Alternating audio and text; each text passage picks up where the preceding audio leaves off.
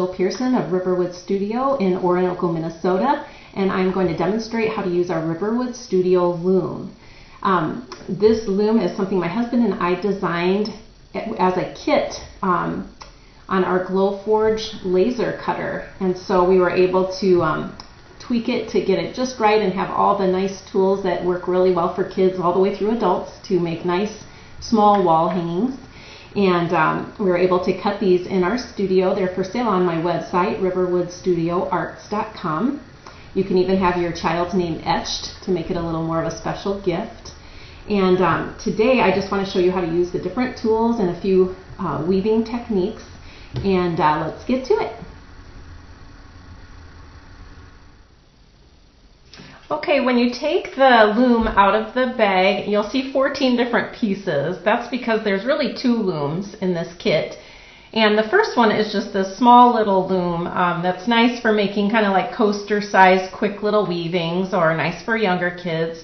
And you'll find a little shuttle, a small little stopping board, a small comb, and a small needle for that kit, and you can just set that aside. I'll do another video to show you how to use that one. The one I'm going to demonstrate today is our large loom, and it's going to have the loom, this little stopper board, a shed stick, a comb, the large needle, and 4 little feet. And you don't have to use the feet, you can just hold it, but they are kind of handy if you're working on a table. And I usually just use 2 at the top, and I skip the 2 at the bottom, and then it just gives you a nice angle. So I'm going to not use those bottom ones. I'm going to slide the top ones on tightly.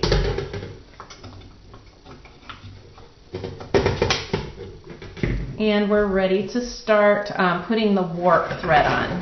So to warp the loom, you're going to use just a thin type of string. You can use a thin yarn, just something, not our chunky thick yarns. Those don't work so well. So I'm going to make a knot, kind of a thickish knot here by wrapping a few times around. And that'll give me a nice fat knot. And then we're going to slide that knot right into this little, the first very small space. And then we're going to come around the back and straight down to this little spot here. Not the tiny little notch, but that first notch, and we're going to go behind that first pointy triangle and up to straight up and around the next pointy triangle. So that's what we have so far. And then I'm just going to do that quickly. I keep the string on the spool. It's just a little easier. Okay, I'm going to do this and speed it up here quickly.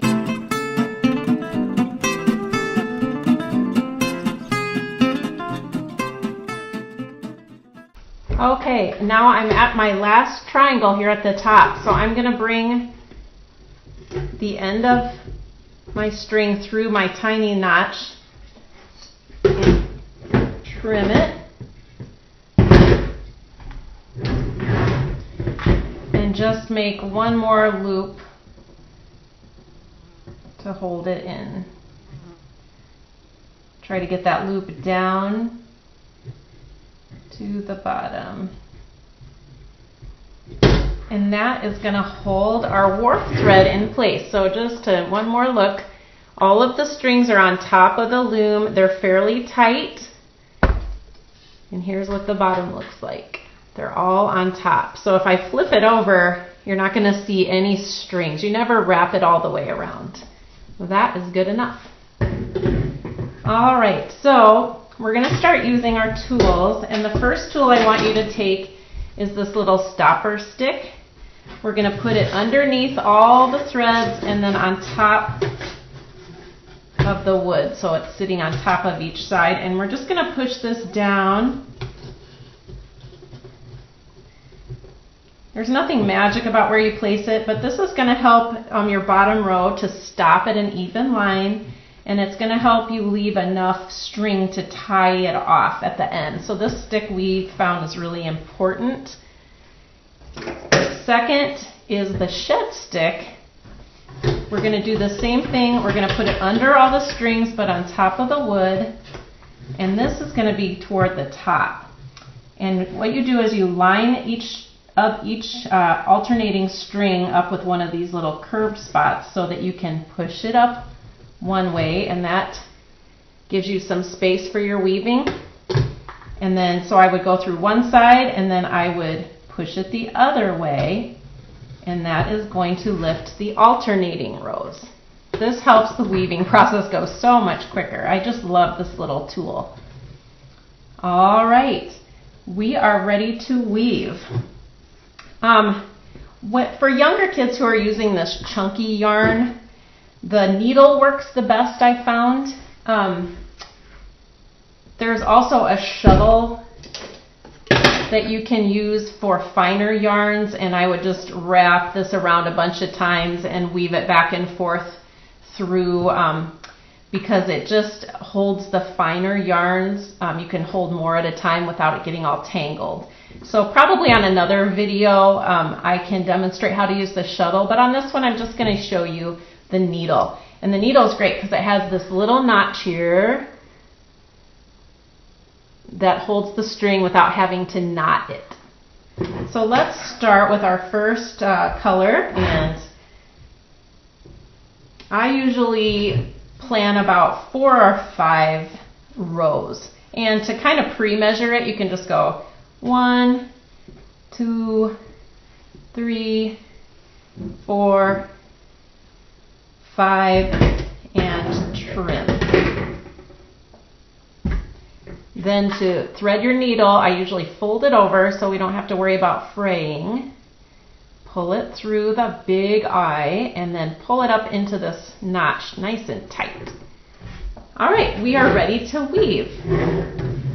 So with most kids' looms, you would just go like up and down and up and down, and your kids can sure do that. That works fine, but it's quite slick to turn your shed stick up. Weave right up next to the shed stick. Just push it through the 2 rows.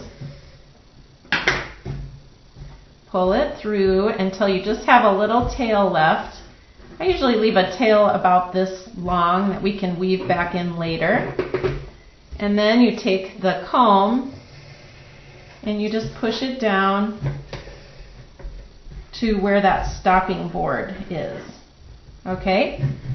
Then the next step is always to turn your shed stick the other way. Just give it a twist and keep it up toward the top. This time you're going to bring the needle back from this side. You're going to pull it through. And the big key to keep that shed stick working right is not to pull too hard right here. We don't want it at all curving. We want to keep this perfectly straight. So don't over tighten that. Just tighten it enough so that it's hitting the string but not pulling it. Once you get it at a good tension, just push that down again. Turn the shed stick the other way. Kids pick up on this so quick. And then bring it back through the 2 rows of string. Pull it so it's not too tight. We are not pulling this. We want to keep it nice and loose. Comb it down gently.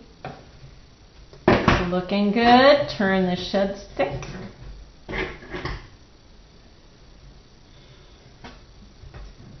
Bring it back through.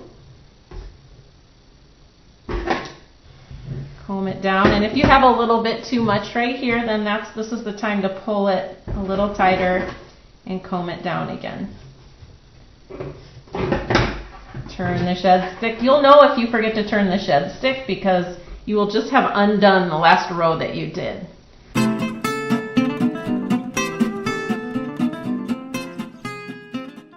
We are done with our first section. Lovely. Take this out and just leave it hanging off the side. You can trim it up a little bit so it doesn't get too unwieldy, but that is our first step. Now, since we ended out this way, we're going to turn our shed stick so we're ready, and we're going to start on the side that we ended. So let's switch colors here. We're going to go for this really super soft fuzzy orange. I get most of my yarns at, like the chunky stuff is very affordable at Walmart. Sometimes I'll find them at garage sales or Savers or Goodwill, that kind of thing. They'll put them in a package of slightly, partially used. And Tuesday morning, those kind of discount stores will often sell it really cheap. So I just keep my eye out, and I just always am buying yarns and adding it to my stash for my classes. You can even use ribbons. This is a pretty little ribbon. I think I got it at Hobby Lobby on sale, and it's got a little sparkle, and kids love to use this kind of stuff to add some sparkle. So let's use our orange rust color yarn. I'm going to put it in the needle.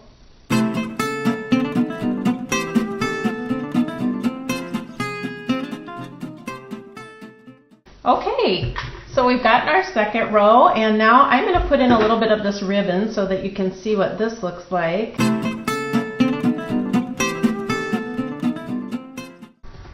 Sometimes these will come off because it's a little too loose, so you'll just pick it up there. If you get it nice and tight, you don't usually have trouble with that, and if you keep your outer rows straight, then they'll usually stay nicely, but it's every now and then you'll have one string that always wants to pop down in a valley. Okay, let's switch to this darker chunky yarn.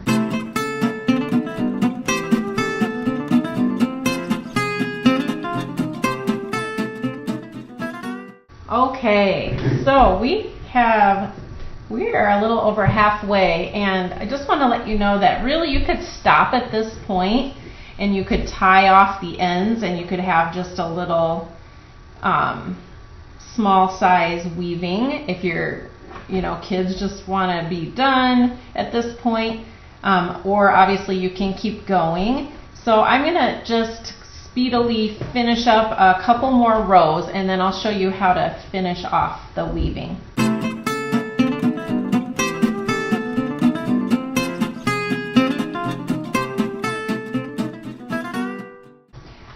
At this point, sometimes when you start using the shed stick right at the end, it gets a little wonky, and it almost takes longer to mess with the strings than to just take it out and finish it off this way. So if I ended under, I'm going to just do the opposite. And now I'm just doing traditional over-under with the needle.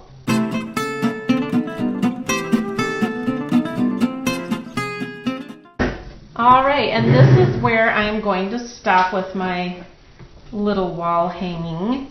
So now I'm going to show you how to tie it off. You've taken the shed stick out. We're going to take this little stopper stick out. We don't need that anymore. And basically now we just have to tie each of these off up next to the weaving. And kids are pretty good at this. If they're really young, you might want to do this part for them. But what I do is I just clip the first and the second way down here so that you have plenty of string. And don't tie too tightly because we don't want to smoosh it up there, but double knot each one and just leave it as a little tail for now. We can decide what to do with that later.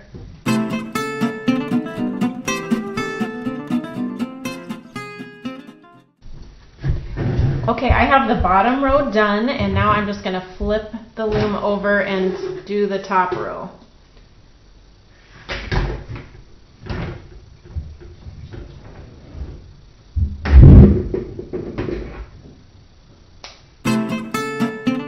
You You can actually just take the loops off of the loom and get it out of your way.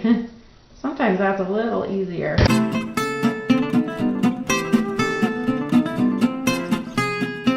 Okay, I like to create a little wall hanging by taking just a natural stick from our backyard and tying it around the stick. So let me show you how to do that. I'm going to flip this over so the top is on the bottom. And I'm just going to grab those pairs of threads that we had before, and I'm going to knot these one more time, a double knot.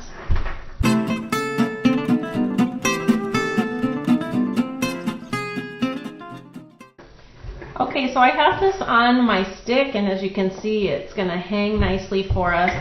It's a little messy up at the top, so as long as you trim up close to the knot but don't cut the knot off, then you can just trim each pair of strings so that they're nice and tidy. That looks better. So that's what we have up at the top. Now the bottom, sometimes the kids will just leave this like little tassels, and we can just trim them to make them even.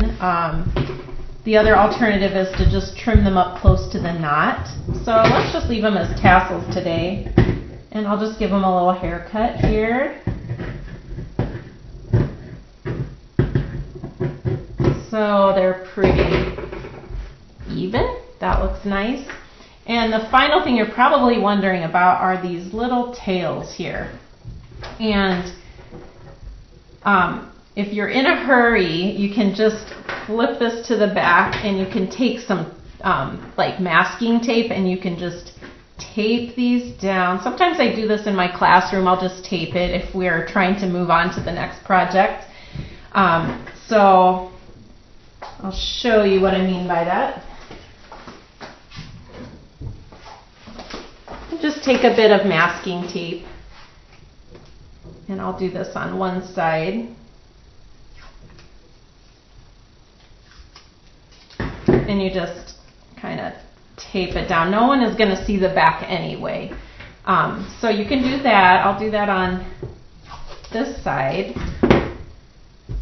like that. And when you flip it over, no one's going to notice anyway. So that is the quick way to do it. Now the proper way to do it is to take this little embroidery needle that is in your kit and take each little tail,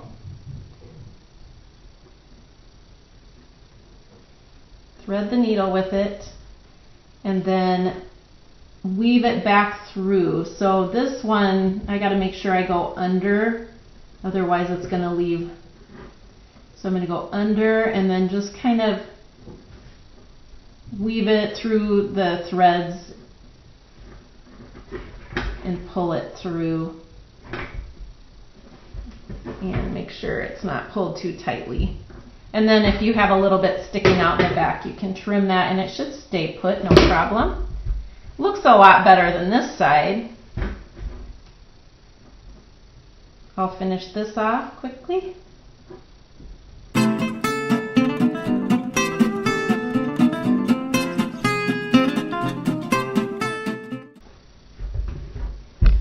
All right, so that is the final look of our weaving. And the last thing would just be to add a little wall hanger.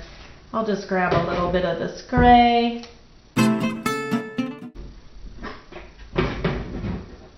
Trim it off. And now you are ready to hang your wall weaving. Love it. Well, I hope this video was helpful to learn how to use the Riverwood Studio Loom. And I plan to produce a couple more videos to show you a variety of other weaving stitches and how to add things like beads and tassels, and just once you get comfortable with the basic weave, to ramp it up a little and make your weavings really special and fun. There's also tons of weaving videos on YouTube that you can check out. They're very well done. That's how I learned.